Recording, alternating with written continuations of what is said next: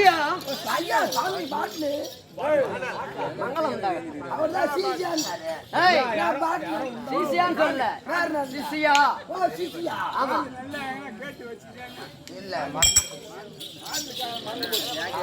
சபா வணக்கம். சபா வணக்கம் வணக்கம் வணக்கம். அப்படி என்றால் எப்படியா? ஐயரு திங்கள் சுமந்து அழகாக இன்றெடுத்து இன்றெடுத்து தன் செந்நீர் பாலூட்டி பாலூட்டி தண்ணீரால் தாளாட்டி தாலாட்டி உண்டிய இருக்க கட்டி கட்டி உணவுடன் ஒழுக்கமூட்டி ஊட்டி கல்வி என்னும் தீபம் ஏற்றி ஏற்றி காக்கின்றாள் அன்பு அன்னை. அன்பண்ணை இல்லையா?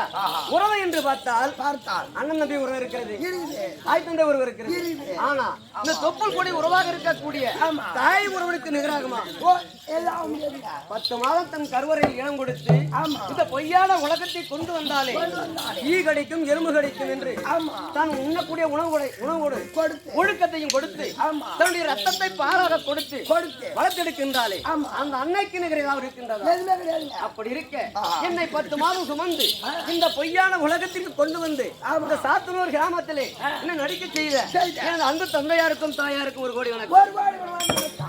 அடுத்ததாக இந்த நாடக கலை கற்றுக் கொடுத்த ஆமா. என்னுடைய பெரிய தந்தை தந்தை சாலோக சாமீப சாரூப சாகித்யம் என்னும் 4ஆம் பதவிடி அந்த ராமசாமி வாத்தியார் அவர்களுக்கும் ஆஜர்களுக்கா எனக்கு குருவாக இருக்கக்கூடிய ராமச்சந்திரன் அவர்களுக்கும் இந்த ஊர் பெரியோர்களுக்கும் இந்த குளக்கரையில் அமர்ந்திருக்கக்கூடிய குருமண்டல மக்களையும் சாதனூர் கிராமத்தையும் காத்து ரட்சிக்கக்கூடிய வீரத்திர சுவாமியுடைய பாதத்திற்கும் இந்த புதுப்பால் திருவிழாவை சீரும் சிறப்புமாக நடித்து வரக்கூடிய இந்த நாடகமன்ற உறுப்பினர்களுக்கும் சாத்தனூர் கிராம தலைவர் தண்டக்கார பொருளாளர் சொல்லக்கூடிய அனைத்து நிர்வாகிகளுக்கும் அடுத்ததாக இந்த வீரத்திர சுவாமி நாடகத்தை 2 நாள் நாடகம் நடத்த முன் வந்திருக்கின்றார். ஆமா.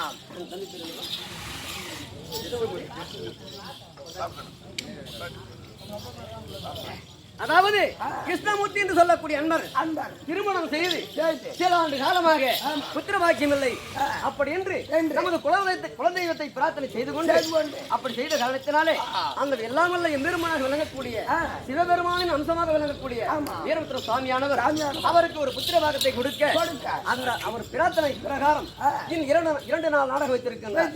ஆண்டவர் குடும்பத்திலே ஆண்டவன் பங்கிருந்து இந்த வீரபத்திர சுவாமி இருவாச்சனுக்கு என்றென்னைக்கு ஒரு குடும்பம் இந்த மென்மேல் வாழ வேண்டும் என்று இன்னும் அந்த வீரத்தினை வேண்டி கேட்டுக் கொள்கிறேன். அடுத்ததாக 4 வேதம் 6 சாத்திரம் 18 புராணம் 64 கதைக்கானம் 96 தத்துவம் இதிகாசம் காவிநூல் இலக்கணம் சிலப்பதிகாரம் இப்படி சொல்லக்கூடிய சகல விதமான கல்விகளையும் சரிவர கற்றுணர்ந்து இது அமர்ந்திருக்கக்கூடிய தாய் தந்தை சபை முன்பாக நான் குறைய வந்தேன். என்னுடைய விளக்கம் ஐயா நீ யாரு எனக்கு தெரியுங்க. எப்படி சிம்மாடு கட்டை, நெத்திலே திருநாமப்பட்டை, கைத்திலே ருத்ராட்சி பட்டை, கையிலே கமண்டல கட்டை, கீழே வரப்பட்டை, சாமி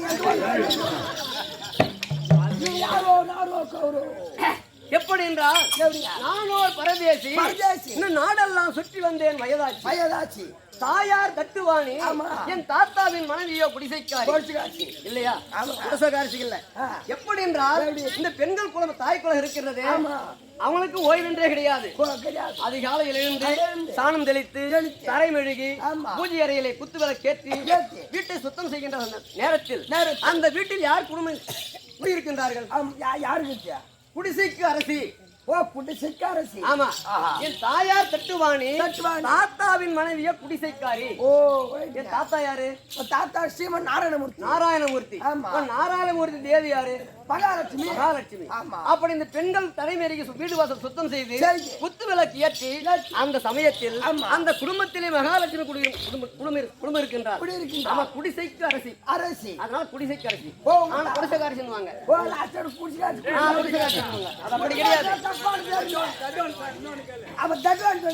எப்படி என்றால் என் தாயார் தட்டுவாணி. அப்படி என்றால் என்னுடைய தந்தை நான் அயனாக பிரம்மதேவன் தேவியாக விளங்கக்கூடிய கல்வி கொடுத்த அதாவது செல்வத்திலே கல்வி செல்வம் சிறந்த செல்வம் இல்லையா? வெந்தனையில் வேகாது வெள்ளத்தால் அழியாது கல்வராலும் களவு போக செல்வம் எதிரானா கல்வி செல்வம். ஆமா.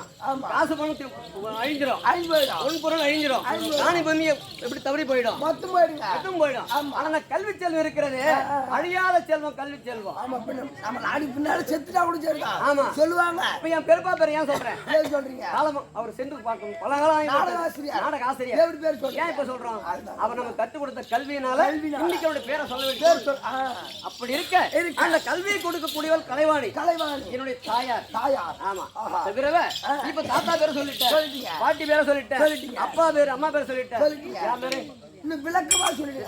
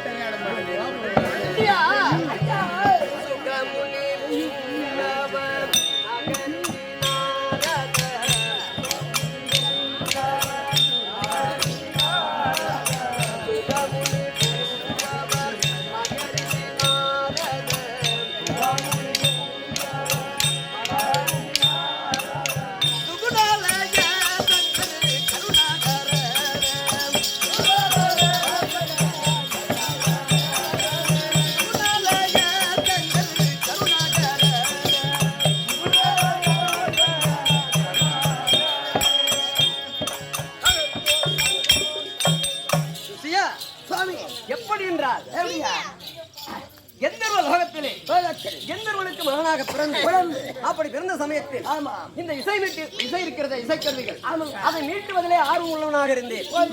ஆமா அப்படி சாம அதர்மன ரிக்கி எதிர்த்து சொல்லக்கூடிய 4 வேதங்களையும் 64 கல்விக்களையும் 96 வித்தங்களையும் கற்றுணர்ந்து சிறந்தவனாக விளங்கி வந்தேன். அந்த சமயத்தில் ஒரு அந்தணனானவர் வேள்வி ஒன்று நடத்தி வந்தார். அந்த வேள்விக்கு என்னை அழைப்பித்து நானும் அந்த வேள்வியில் கலந்து கொண்டு சிறப்பாக நடத்தி கொண்டிருக்கிற நேரத்தில் ஒரு அந்தன பெண்ணானவர் என்னுடைய அருகாமையில் இருந்து கொண்டு என்னுடைய இசையை நான் இசைக்கக்கூடிய வாசிக்கக்கூடிய இசையை ரசித்து என்னை பார்த்துக் கொண்டிருந்தார்.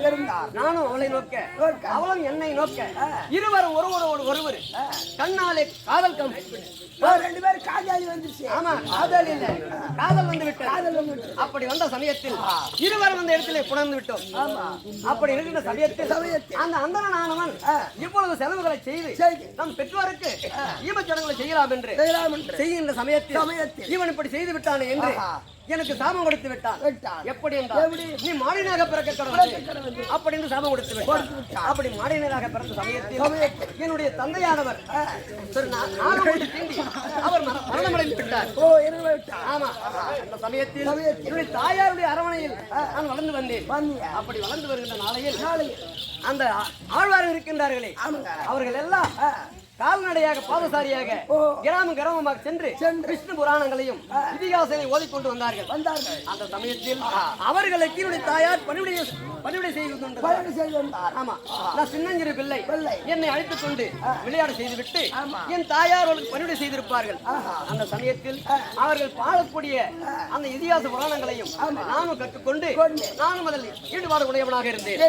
அப்பொழுது அந்த ஆழ்வார்கள் அப்பப்பா உனக்கு கடவுள் பக்தி அதிகமாக இருக்கின்றது. ஆகையினால நீ நான் சொல்லக்கூடிய 5 எழுத்து மந்திரத்தை உச்சரித்தால் உனக்கு முக்தி மோட்சம் கிடைக்கும், தேவலோகத்தில் இடம் கிடைக்கும் அப்படின்னு தெரிவித்தார். அந்த வார்த்தையின் பிரகாரம் ஓம் நமோ நாராயணன் என்று சொல்லக்கூடிய 5 எழுத்து மந்திரத்தை உச்சரித்து இனம் தவியாமல் உச்சரித்துக் கொண்டிருந்தேன். அந்த சமயத்தில் நாராயண மூர்த்தியானவர் அப்பப்போ உனக்கு ஊழ்வினை முடிந்து விட்டது, நீ தேவலோகத்திலே பிறகு கலவா என்று எனக்கு ஒரு வரம் கொடுத்தார். அந்த வரத்தின் பிரகாரம் அயனாக பிரம்மதேவர் இருக்கின்றார்.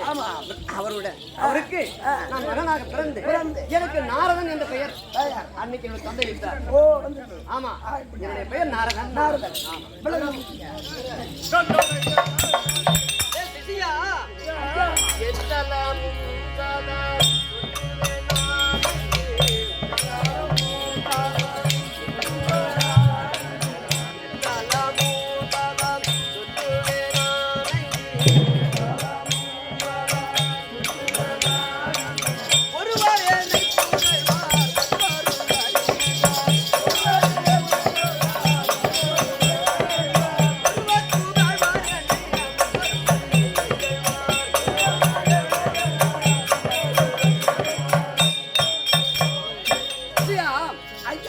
இந்த உலகத்தை சுற்றி வர என்ற சமயத்தில் எனக்கு யாதொரு பிரயோஜனம் கிடையாது. அப்படி வருகின்ற சமயத்தில் ஒருவர் என்னை புகழ்ந்து பேசுவார்கள், பரவாயில்லை, நாரதனால நமக்கு ஒரு நல்லது நடந்தது அப்படி இல்லை.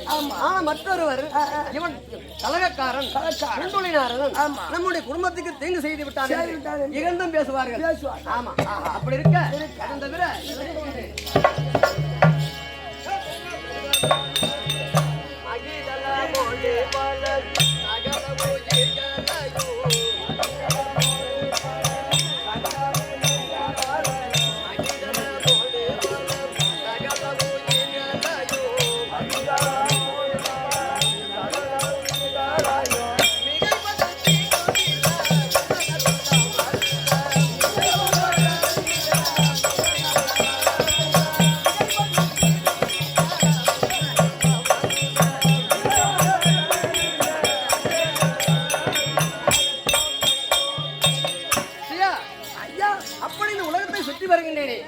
உலகத்தில் என்ன நடக்கிறது அந்த உண்மைதான் சொல்லுவீங்க. நாரதன் கலகம் நன்மையில் முடியும் என்று சொல்லுவாங்க. இருக்கிறதா? அந்த வார்த்தையின் பிரகாரம் என்னால் யாருக்கு எந்த தீங்கும் இருக்காது. அந்த விவரமா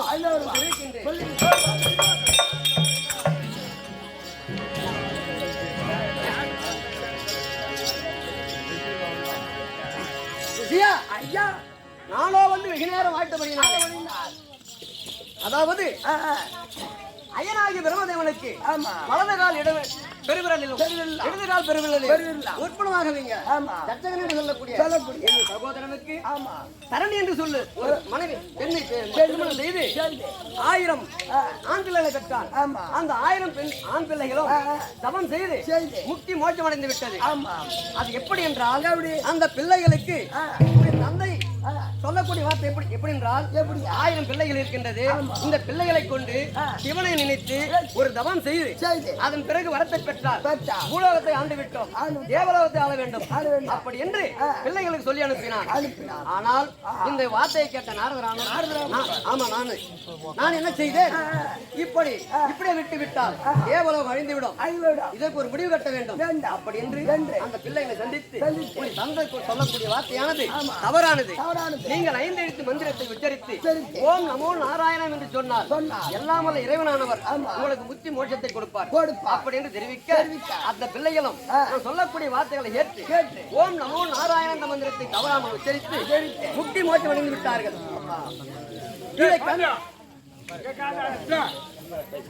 அவன் அப்பன் சொன்ன வார்த்தைக்காகவே எவனோ வழியா போறேன்னு கடைக்காரன் பேசிக்கிறான். அவன் எப்படி 1000 பசங்க ஆமா அதோ கணிக்கிறான் பாரு. அது அவன் மாதிரி புடுங்க போய்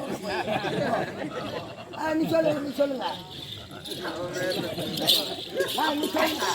அப்படி இருக்க சபதனாக வரக்கூடிய தச்சகனை பார்த்தான். ஆமா பார்த்தான். எவ்வளவு வாழ்க்கை வாழ்க்கலாம் என்று அனுபவிக்கலாம் என்று சந்தோஷமாக இருந்து உலகத்தை ஆண்டு விட்டு உலகத்தை ஆள வேண்டும் என்று எண்ணம் கொண்டிருந்தேன். என்னுடைய எண்ணம் ஈடேறாமல் போய்விட்டது. அதனால கலகக்காரா ஒரு தினம் தவறாமல் படிக்கும் ஏதேனும் ஒரு கலகத்தை சொல்ல வேண்டும். அப்படி அந்த கலகத்தை சொல்லவில்லை என்றால் சிரசானதை வெடித்து சித அப்படின்னு சாபம் கொடுத்து விட்டார். அவங்க சகோதரர் தச்சு கொடுத்தது. ஆமா ஆகட்டுங்க. அந்த தினத்திலிருந்து எங்காவது ஒரு கலகம் கிடைக்குமா என்று சுற்றி வந்து கொண்டிருக்கின்றேன். எங்களுக்கு எதுவும் கேட்டு வரீங்க இப்ப? ஆமா யாரோ சாரா கடிப்பா நிறைய கடிக்க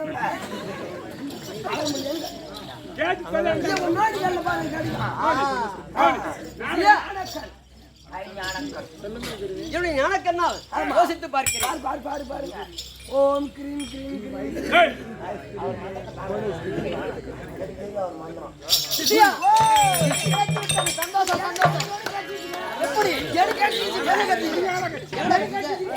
இப்பதான் என் தாத்தாவை பாட்டி சோழ போலி உள்ள போறாங்க.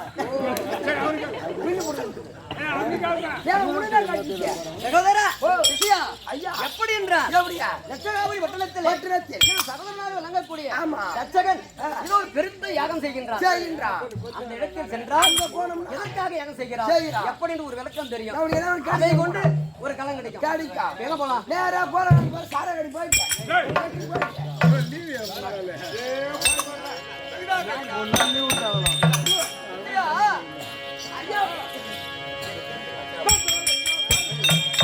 ரஜகாபுரிய தன்னை நாடியே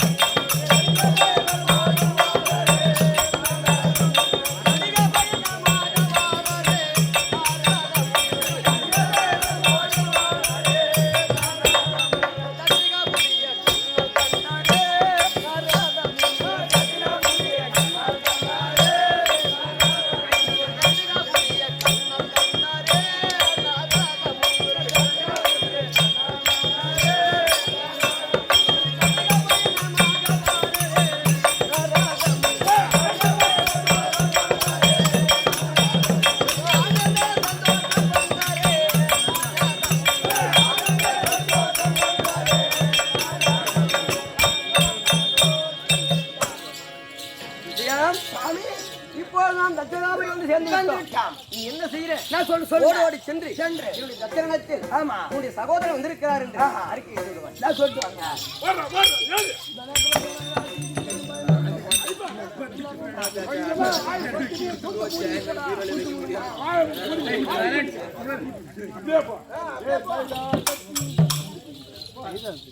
மகாராஜா மகாராஜா டேய். மகாராஜா தங்களை தேடி தங்களை நாடி உங்கள் சமராளர்களே கூடிய நாரத மகாமுனிவர் வந்திருக்கிறார். என்ன பொடியா ஒரே பங்கு மூட்டமா இருக்குது. உட்காந்து சாராயம் நம்ம என்ன அதான் குவார்டர் கடைகள் எல்லாம் முன்னாடி சொன்னேன். ஒரே வார்த்தை பேசல. ஒரே பங்கு மூட்டமா இருக்குது. தெரியல ஆள் இருக்கு தெரியல. கூட்டு பார்த்து உள்ள கடையில வந்தேன். சாராயம் வச்சுக்கிறாரு சகோதரா தச்ச பிரஜா சௌஜியா கணா துல்வா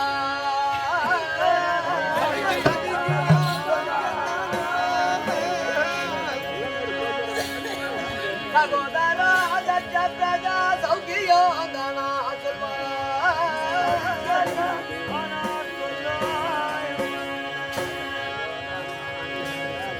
பகோரமாயாக செய்யும் அதை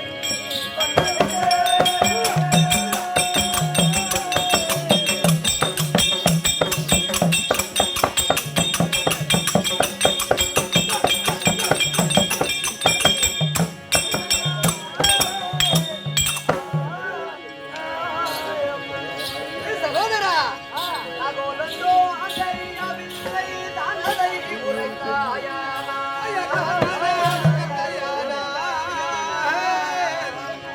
உகார்கலி வரவல்ல புத்தையோ புகழுவே சகோதரா அச்சல்யா என்ன யாகம் ஒன்று செய்வதை போல் தோன்றுகின்றது. எதை பற்றி இந்த யாகம்? குடங்குளமாக நெய்களை ஊற்றி ஆகாயம் எட்டும்படியாக யாகத்தை செய்கின்றாய். இது எதற்காக யாகம் செய்கின்றாய்? இப்படி யாகத்தை செய்யக்கூடிய யாகத்தினால் யாதாவது ஒரு கலகம் ஏற்பட்டால் அந்த கலகத்தை நான் நிவர்த்தி செய்கிறேன். என்னவென்று விளக்கமாக சொல்ல வேண்டும். லட்சகா சொல்றாரு.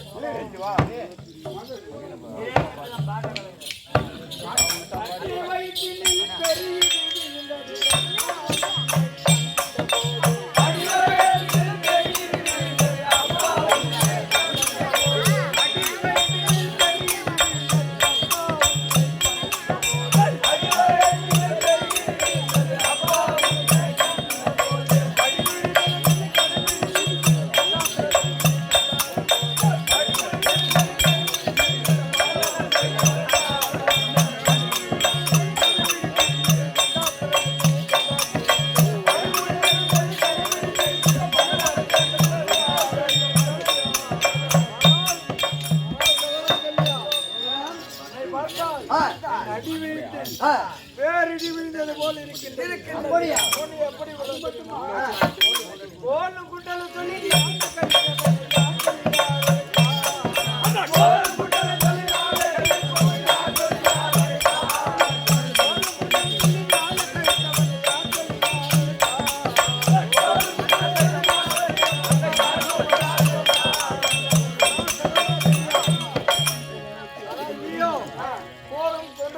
வைத்துக் கொண்டு என்ன நடக்குது என்று கலகம் செய்யக்கூடியவர்கள் தெரியுமா? தந்த தரும பார்த்தா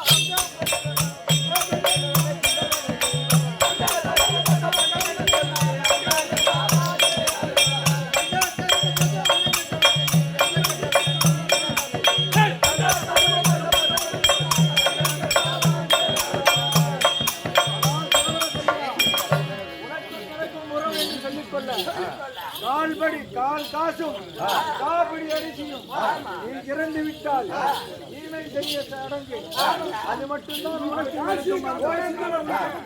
நினைப்பு வேறு எந்த மதமும் அது மட்டுமா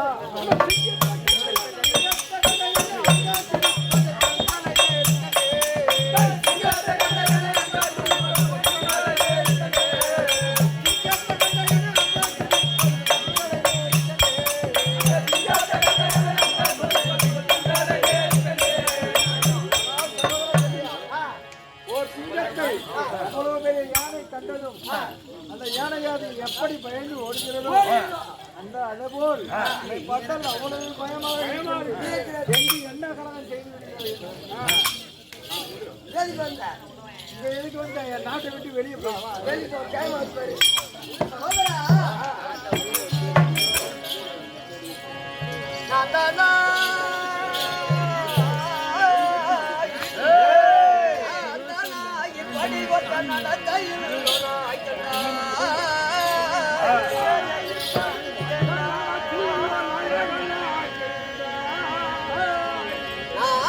கலகத்திற்கு நாயக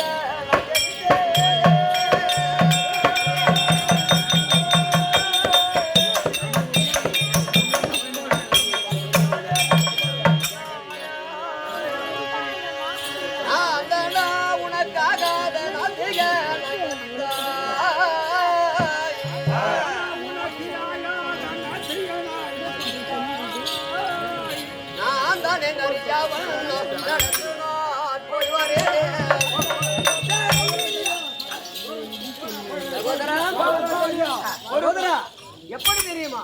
நான் தானா கலகத்திற்கு முதல்வன். என்னால் உனக்கு இல்லாத இடர் வரப்போகிறதா? அதாவது சொல்லுவார்கள், சம்பந்தி உறவு சமாளிக்கலாம், பங்காளி உறவு சமாளிக்க முடியாது. ஆனா அந்த பங்காளி உறவை நீ கொச்சிப்படுத்தி பேசுற. அப்படி அரிசிக்கும் ஒரு துண்டுக்கும் அதுதான் பங்காளி உறவு இருக்குது. இதை தவிர உனக்கு எனக்கு எதுவும் இல்ல. சிங்கத்தை கண்ட யானையானது தேகமானது எப்படி நடுங்குதோ ஒடுங்குதோ அது போல என்னை பார்த்தவுடன் தேகமெல்லாம் நடுங்குகிறது இல்லையா? அதனால நீ யாகத்தை நடத்து. என்னால் உனக்கு இடர் வரப்போது என்றால் நான் சென்று வருகிறேன்.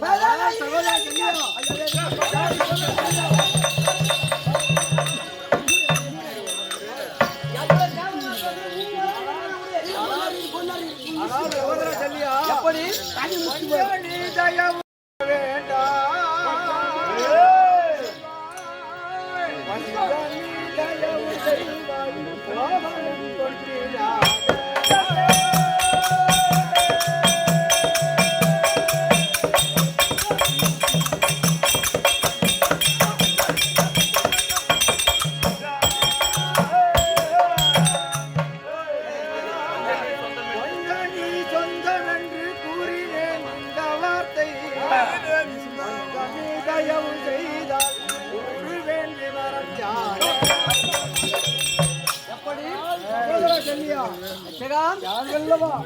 நீங்கள் நெருங்கிய சொந்தம் என்று நான் விளையாட்டாக இதுகளை கூறிவிட்டேன். இதற்காக நீங்கள் கோவித்துக் கொண்டு என்னை செய்கிறீர்கள். எப்படி தெரியுமா? தெரியாமல் வார்த்தை விட்டு விட்டார். அதான் சொல்லுவாங்க, கை கொடுத்து திமிரிடலாம், வாய் கொடுத்து திமிர முடியாது. என்னைக்கு இன்னைக்கு வேணும் நாளைக்கு வேணும் ஒரு வார்த்தை அளந்து அளவோட பேசலாம் இல்லையா? வாய் வந்து அப்படிதான் பேசிட்டேன். இப்போ தெரியாம திருட முடிக்கிற மாதிரி முடிக்கலாம். ஆகையினால நான் தேச வளம் செல்ல வேண்டும். சீக்கிரமாக சொல்லுங்க. எப்படி அமருங்கள்.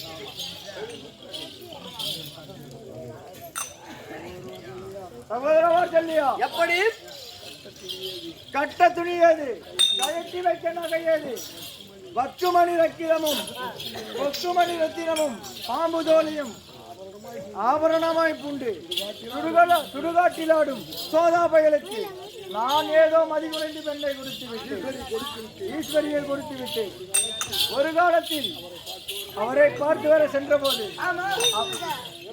என்னை மட்டு மரியாதை இல்லாமல் கொட்டு வேடதாளம் இல்லாமல் யாரும் என்று அழைக்காமல் அவனுடைய ஜாதிபதியை என்று தேவரோடு மகளை தேவராய் மகளை பார்க்க சென்ற போது ஆயர்பாடியில் காவல் காக்கக்கூடிய அந்த நந்தி பயலானவன் என்னை தரமாரியாக அடித்து இன்னும் அந்த சூறு மறையவில்லை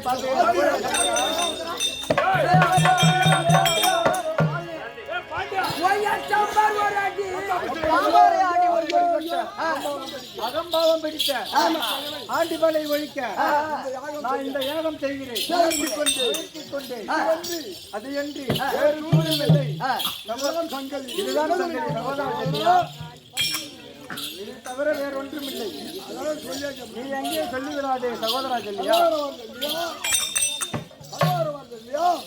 இந்த ரகசியம் இவர் வெளியில் தூத்தி என்னை கேவலத்துக்குள்ளாக்கி விடாது. சகோதரா எப்படி தெரியுமா? ஒருவரை வெல்ல வேண்டும் என்றால் இருவரும் சமமாக வீரமுடையவராக இருக்க வேண்டும். கோடையத்தில் வெல்வது வெற்றி கிடையாது. இருவரும் சமமாக இருக்க வேண்டும். அவர்கள் வென்றால் தான் வெற்றி என்று சொல்லுவாங்க. உனக்கிறோ படைபலம் மனோபலம் மந்திரபலம் அத்தனை இருக்கிறது. எதிர்ப்பது என்றால் சாதாரண விஷயம் கிடையாது இல்லையா? சிவனையே எதிர்த்து சண்டை அவன் அழிக்க வழிபாடுறான். எத்தனை திறமை இருக்குன்னு தெரியும். ஆகையினால இருந்தாலும் எப்படின்றா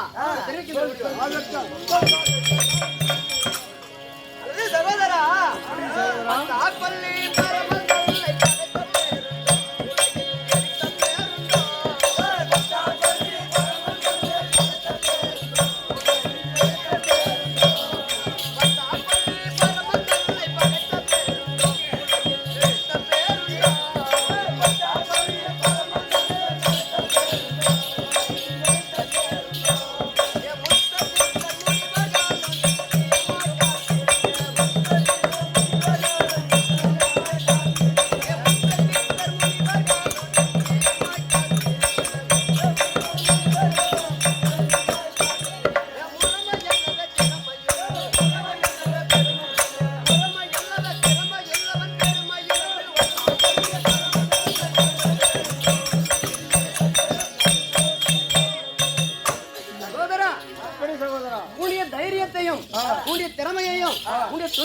பாராட்டுகிறேன்.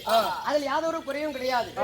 இருந்த போதிலும் இந்த அண்டா சராசரங்களையும் எறும்புகளை 84,100,000 ஜீவி ராசிகளுக்கும் பணியளக்கக்கூடிய பரமனை எதிர்ப்பது என்றால் சாதாரண விஷயம் கிடையாது. இந்த பகை வேண்டாம் நான் சொல்வதை கேள் சகோதரா. அது மட்டுமா தெரிவிக்கின்றேன்.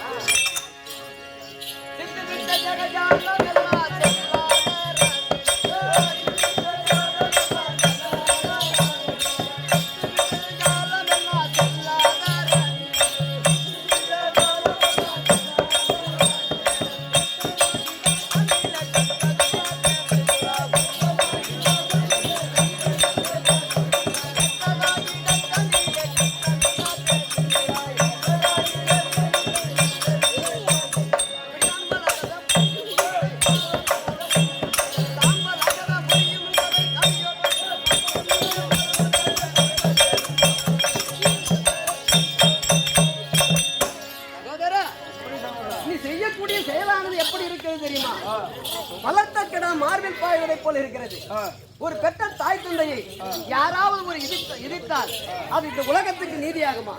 தாயை மிதித்தவன் தரணி இன்னும் மிதிபடுவான் என்று வாக்கியம் இருப்பதை போல படைத்தவனை எதிர்த்து நீயோ அழிக்க நினைக்கின்றாய். இது நல்லதுக்கில்லை. அப்படி செய்தால் அவர் இருந்த இடத்திலிருந்து உன்னை ஒரு பிடி சாம்பலாக ஆக்கி விடுவார். அது மட்டுமா தெரிவிக்கின்றேன்.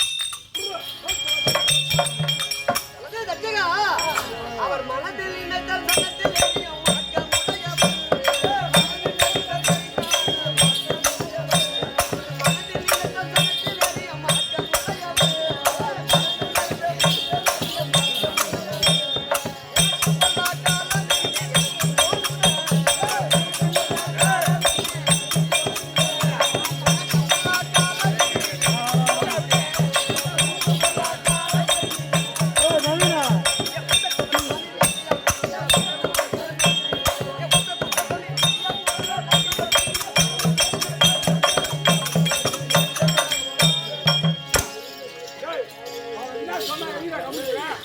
ஆனால் சகோதரா சகோதரா, எப்படி தெரியுமா அந்த பத்தாக்கொல்லி பரமனை படைத்தவர் இதுவரையில் பூமியில் வாழ்ந்ததாக சரித்திரம் கிடையாது இல்லையா? ஆகையினாலே அவர் மனதிலே நிறுத்தவிட்டால் போதும், உன்னை நேரில் வந்து உன்னை அழிக்க வேண்டும் என்று யாதொரு செயலும் செய்ய வேண்டியதில்லை. உன்னை அழிக்கலாம் என்று தன்னுடைய மனதில் நிறுத்திவிட்டால் இருந்த இடத்திலிருந்தே உன்னை அழித்து விடுவார். அது மட்டுமா சகோதரா, மகளை கொண்டத கால் விழுந்து மரியாதை செய்யவா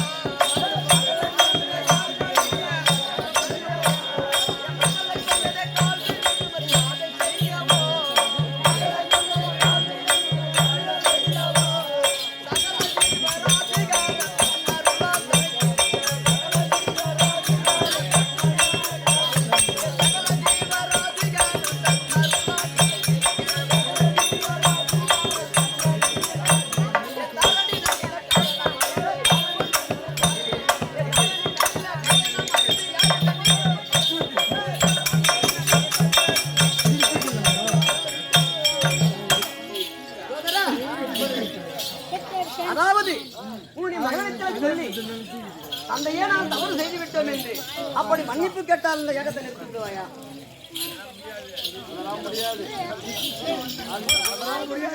சகோதரா, கடைசியாக உனக்கு ஒரு ஆசைப்படுகிறேன்.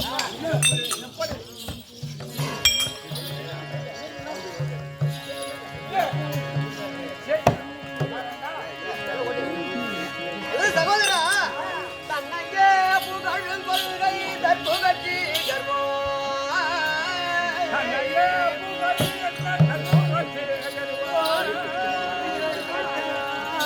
தன்னையே புகழும் கொள்கை தற்புகட்சி துண்ணமே தீக்கும் கோபம் துணிவில்லா கடுஞ்சொல்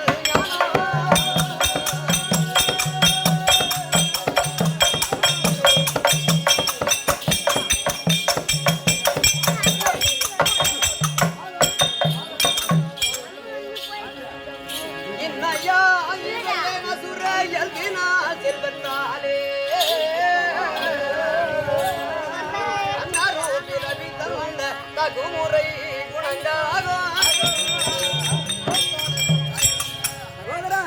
சகோதரா எப்படி தெரியுமா தன்னைத்தானே புகழ்ந்து பேசிக் கொள்வது? என்னிடத்தில் 10 ஏக்கர் நிலம் இருக்கிறது, என்னிடத்தில் 50 நகை இருக்குது, என்னுடைய மாடுபிடி இருக்கிறது, அப்படி என்று தனக்குத்தானே தன்னுடைய பெருமையை பேசிக் கொள்வது அது தன் தற்புகழ்ச்சி. கடுமையான சினம், எதற்கெடுத்தாலும் கோபம் கொள்வது. அந்த கோபமானது தன்னையும் அழித்துவிடும், பிறரையும் அழித்துவிடும். கடுமையான வார்த்தைகளால் திட்டுவது இதெல்லாம் தீய குணங்களுக்கு சமமானது. தன்னையே புகழும் கொள்கை தற்புகட்சி கர்வம் துண்ணென தீக்கும் கோபம் துணிவிழா தடுஞ்சொல் ஞானம். அவசரமாக ஒரு முடிவை எடுப்பது, யோசித்து எடுக்க வேண்டும். எந்த ஒரு முடிவு எடுத்தாலும் யோசித்து எடுக்க வேண்டும். அவசரமாக ஒரு முடிவு எடுத்தோமானால் அது தீங்குதான் கொண்டு சென்று முடியும். ஆகையினால நான் இத்தனை புத்திமதிகளை சொல்லியிருக்கின்றேன். நீ எடுத்திருக்கிற முடிவு சரியான முடிவு கிடையாது. அவசரத்தில் எடுத்திருக்கின்றாய். முதலில் சென்று மகளை பார்க்க சென்ற இடத்தில் மரியாதை குறைவாக வந்தாய். இப்போது யாகம் செய்தும் நீ குறைவடைந்து விடுவாய். நான் சொல்வதை கேள், பிறகு உன்னிஷ்டம். இந்த புத்திமதி சொல்லவா இவ்வளவு தூரம் என்னை தேடி வந்தாய்? நீ இருந்த இடத்திலிருந்து நமஸ்காரம் செய்கிறேன். மரியாதையாக நாட்டை விட்டு புறப்படுடா. மரியாதையாக மரியாதையாக மரியாதையாக மரியாதையாக என் நாட்டை விட்டு சகோதரா, நன்றாக ஒரு வார்த்தை சொன்னாய். வருகிறேன். ஐயா, என் சகோதரன் என்ன சொன்னான்? மரியாதை நாட்டு வெளிப்படம் சொல்றேன். நம்ம போடாமா அதை சொல்லவே கூடாது. அவன் மரியாதையாக நாட்டை விட்டு வெளியே போத்தோம்னா அதனுடைய அர்த்தம் என்ன? நம்மள எதுவுமே வெளியே சொல்றாங்க. அவ்வளவு அசிங்கப்படுத்தி மரியாதை கூறவாக வெளியே ஓடி போடு. வெளியே போயிட்டான். நான் உன்னை அடிக்கிறதுக்கு முன்னாடி ஓடி போறான். ஆவில அவனை பார்த்து சொல்லிட்டான். ஆனா என்ன சொன்னேன்? இதான் நம்ம இனத்தில் கலகம் கிடைக்கவில்லை என்று இவனை தேடி வந்தோம். கலகம் கிடைத்து பெருசா கட்டிடுச்சு. ஆமாங்க. எப்படி தெரியுமா? மூட்டை கட்டிட்டு ஐயா, பிள்ளைகள் அரசர் பார்த்து பெரில கணிக்க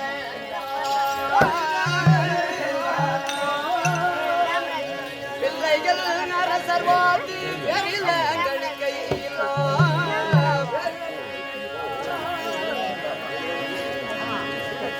உள்ளாதே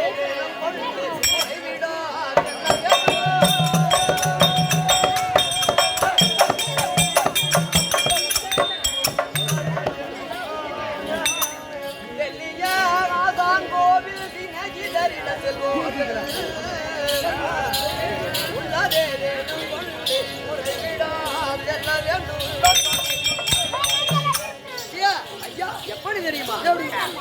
தனக்கு பாடம் கற்றுக் கொடுத்த குருவை பார்க்க சென்றாலும் தன்னுடைய நண்பனை பார்க்க சென்றாலும் ஒரு ஆலயம் சிவாலயம் விஷ்ணாலயம் இருக்கிறது. ஒரு தெய்வத்தை தரிசிக்க வேண்டும் என்று ஆலயத்துக்கு சென்றாலும் தாசி வீட்டிற்கு சென்றாலும் வெறுங்கையோடு போகக்கூடாது. அப்படின்னு ஒரு பழமொழி இருக்கிறது. சிறுப்பிள்ளை இருக்கக்கூடிய வீட்டிலும் வெறுங்கையோடு போகக்கூடாது. ஏன் அப்படின்னு கேட்டா, நம்ம வீட்டுக்கு இருந்தா ஒரு வீட்டுக்கு போறோம். அந்த குழந்தைங்க என்ன பண்ணும்? முகத்தை பார்க்காது, கையதான் பார்க்கும்.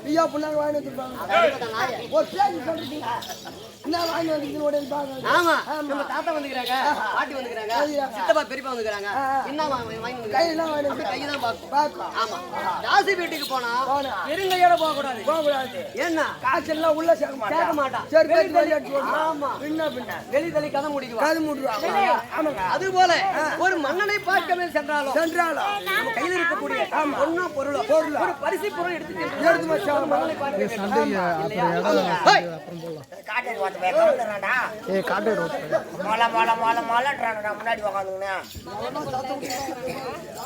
அப்படி இருக்க ஆலயத்தில் சென்றாலும் பெருங்கையோட போகக்கூடாது. ஏதோ ஒரு 4 நாள் கல்புறம், ஒரு 2 ரூபா வச்சு ஒரு அதையாவது கொண்டு வச்சு அந்த இறைவனை வணங்கினா நமக்கு ஒரு அருள் கொடுப்பார். அவர் காசு கொடுத்தா நம்மளுக்கு அவர் காசு. ஆமா ஆமா, காசு கொடுக்கறதுல அவரை வச்சு வணங்குறோம். ஆமா, லஞ்சம் தான் சொல்றது. அதுவும் லஞ்சம் தான்.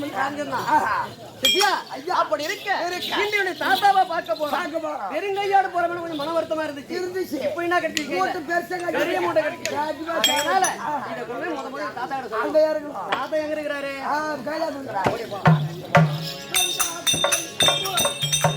சிசியா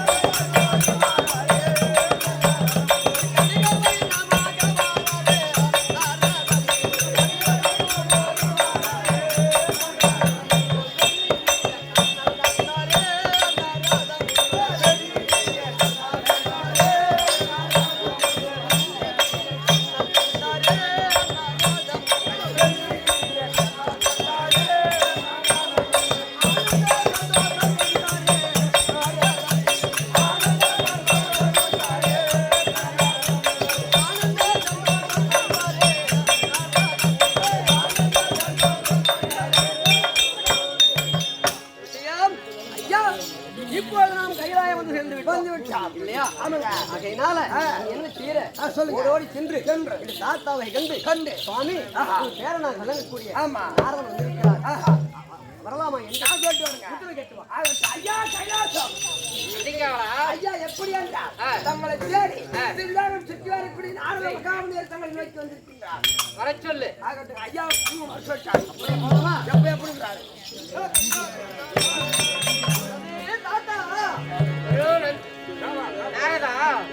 ஆண்டவா போற்றி போற்றி அருமறை முடிவே போற்றி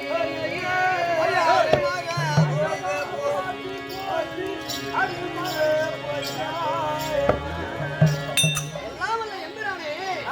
ஆண்டவா போற்றி போற்றி அருமறை முடிவே போற்றி தாண்டவோ செய்யும் எங்கள் கற்பர நந்தா போற்றி.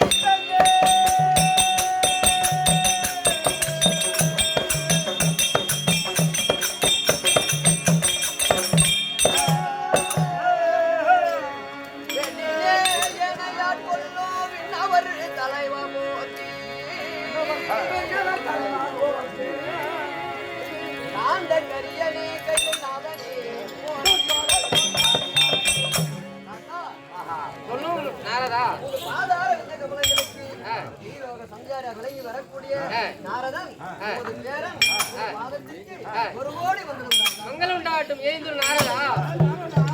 ஓ நாரதா.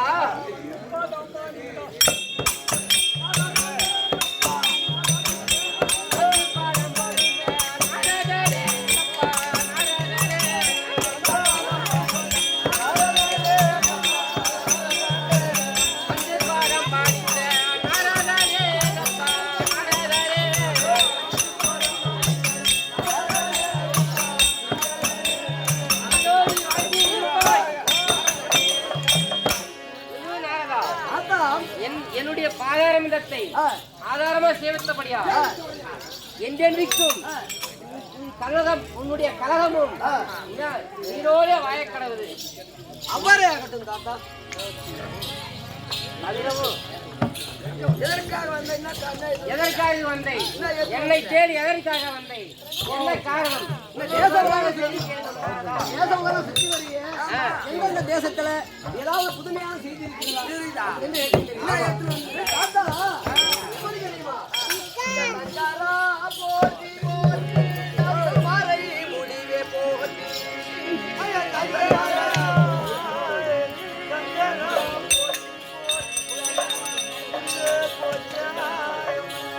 சங்கரா போற்றி போற்றி சதுர் மறை முடிவே போற்றி எங்கள் நாயகன பூவை திகழ்ந்துமே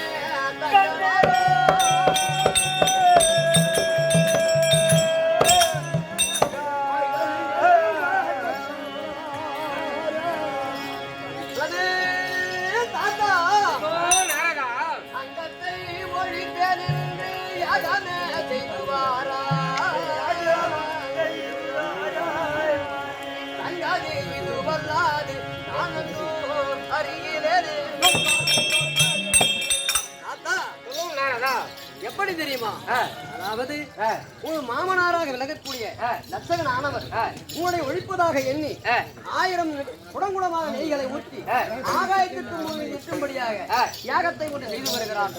இந்த செய்தியை தவிர வேறொன்றும் இல்லை. பராபரமே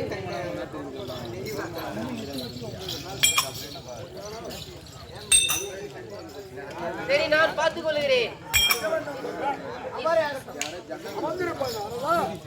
அவன் அப்படி என்ன லட்சகனானவன் இந்த யாகம் செய்வதை நாரத பிரம்மனார் ஈஸ்வரனுக்கு கேள்வியற்ற ஈஸ்வரனானவர் சரி நம்மை ஒழிக்க லட்சகனானவன் மாமரார் யாகம் செய்கிறாரே. இந்த யாகம் அவர் 5 போல செய்தாலும் இருந்தாலும் நம்முடைய இடர்பாகத்தில் வந்திருந்த ஈஸ்வரி யாரவள் இருக்கிறாரே அவரையும் ஒரு வார்த்தை சொல்வோம் என்று ஈஸ்வரனானவர் ஈஸ்வரியை சபைக்கு அழைக்கிறார்.